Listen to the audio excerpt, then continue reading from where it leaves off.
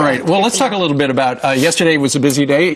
In addition to running for President of the United States, you are also unveiling a tax plan. Yeah. It's the Rubio-Lee tax plan. We've got if you're not familiar with it, these are some of the highlights. It would cut the top tax rate for corporations from 38 to 25, eliminate taxes on capital gains and dividends and on inherited estates. For individuals or families, it would reduce 7 tax brackets to 2. You'd either be in the 35 or the 15, and it would create a new tax credit worth up to $2,500 per child. Why are you and Mike Lee doing this? There's 2 aspects of this tax plan. The first is pro-growth, and multiple groups have looked at this plan and have said there is no more pro-growth plan out there because we make America the best place in the world to invest and to do business in. And we need that dynamic economic growth. This country needs to create millions, not just of new jobs, of better paying jobs. The second part of it is the personal side of it. And we lower taxes on over 9 out of 10 Americans, the vast, enormous majority of Americans. But in particular, we help families that are raising children. And I'll tell you why that's important. They are raising our future taxpayers. Social Security and Medicare is funded as pay-as-you-go, which means today's workers are funding today's Social Security. My mom is on Social Security. So when we pay in every month to Social Security, we're funding that.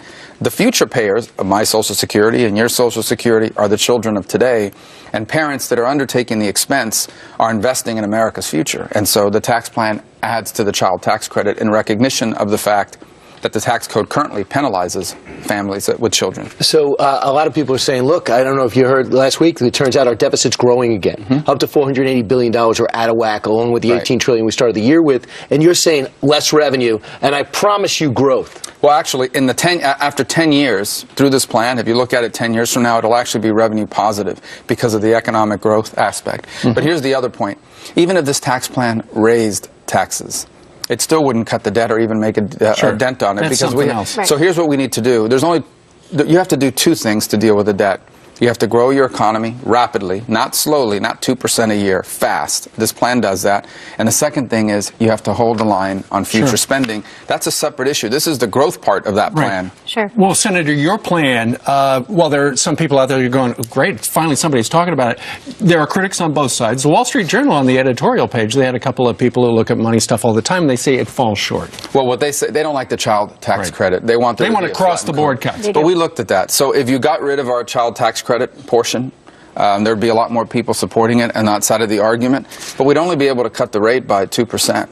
In essence, that's what we're really arguing about here. And but I think it's much better to say the way we deal with it on this plan is there is a penalty today in the tax code. You take 2 families, same income, same deductions.